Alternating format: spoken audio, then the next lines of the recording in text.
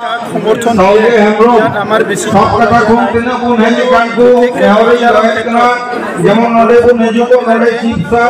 নিজে নিজে চিন্তা কৰাটো ভাল যে 17 বছৰত BPFৰ শাসনকালত কোন কোন জনগোষ্ঠীয়ে শান্তিত আছিল, কোন কোন জনগোষ্ঠীয়ে অশান্তিত আছিল, কাৰ কিমান ক্ষতি হৈছে, কাৰ কিমান লাভ হৈছে, এই কথাবিলাক চিন্তা চৰ্চা কৰাটো আমাৰ দায়িত্ব নহয়, এই দল সংগঠনৰ দায়িত্ব।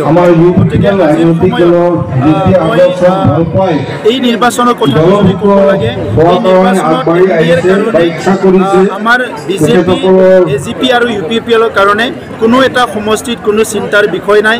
বিশেষকৈ কোকৰাঝাৰ লোকসভা সমষ্টিত আমি বহুত ভোটত বিজয় হৈ আছোঁ, কাৰণ যোৱা 3টা বছৰ আমি যিমানখিনি কাম কৰিছোঁ আৰু মুখ্যমন্ত্ৰী ডক্টৰ হিমন্ত বিশ্ব শৰ্মা ডাঙৰীয়াই মুখ্যমন্ত্ৰীৰ দায়িত্ব লোৱাৰ পিছত এই অঞ্চলত যিমানখিনি কাম কৰিছে, প্ৰধানমন্ত্ৰী নৰেন্দ্ৰ মোদী ডাঙৰীয়াৰ যিবিলাক ভাল ভাল আঁচনি, কল্যাণকামী আঁচনিবিলাক আমাৰ অঞ্চলত আহিছে, ইয়াত সকলো ৰাইজে এতিয়া কনভিন্স হৈছে যে ইয়াত NDAৰ বিকল্প নাই আৰু NDAৰ প্ৰাৰ্থী এইবাৰ ইয়াতে জয়ন্ত বসুমতাৰী ডাঙৰীয়া। গতিকে ইয়াত কোনো বিকল্প নাই, এই কথাটো চবে বিচাৰিছে। আৰু এতিয়া আমাৰ তাত যিখিনি খবৰ আছে, সকলো জাতি জনগোষ্ঠী এতিয়া মন তেখেতসকলে স্থিৰ কৰিছে যে এই নিৰ্বাচনত আৰু তেখেতসকলৰ বেলেগ বিকল্প চিন্তা নাই। ট্ৰেক্টৰৰ ছবিত জয়ন্ত বসুমতাৰীক ভোট দিব, এইটো নিশ্চিত হৈ গৈছে।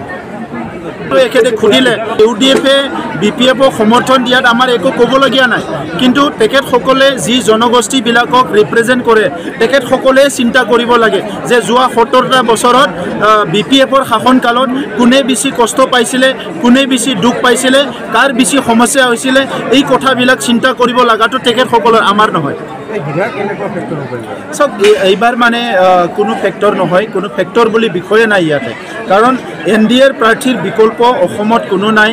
অসমত যিখিনি কাম হৈছে স্বাধীনতাৰ 75 বছৰৰ পিছত, এই কামৰ কোনো তুলনা নাই। গতিকে পাব্লিকে, ৰাইজে কাম বিচাৰিছে, কাম হৈছে, শান্তি বিচাৰিছে, শান্তি পাইছে, নিৰাপত্তা বিচাৰিছে, নিৰাপত্তা পাইছে, সমন্বয় বিচাৰিছে, সমন্বয় পাইছে, মাটি বাৰীৰ অধিকাৰ বিচাৰিছে, মাটি বাৰীৰ অধিকাৰ পাইছে, শিক্ষাৰ কিবা এটা সমস্যা আছিলে আমি সমাধান কৰিছোঁ।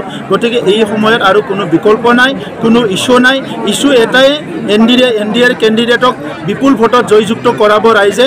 ইছ্যু এটাই, শান্তিটো সদায় চিৰযুগমীয়া কৰাৰ কাৰণে চবে চিন্তা কৰিছে। মহিলাসকলক এইটোতো আগৰ BPFে কৰা আছিলে। আমি 9,800 মহিলা নহয়, সেল্ফ হেল্প গ্ৰুপক 25,000 কৰি টকা দিয়া হ'ল। গতিকে এই বাউন চেক দিয়া, খুটা কম্বল দিয়া, ভাবুকি দিয়া, ৰাইজক ঠগাওৱা, এইবিলাক আগৰ খানা খোৱা, এইবিলাক BPFৰ কালচাৰ আছিলে, আমাৰ কালচাৰ নহয় এইবিলাক। Thank U.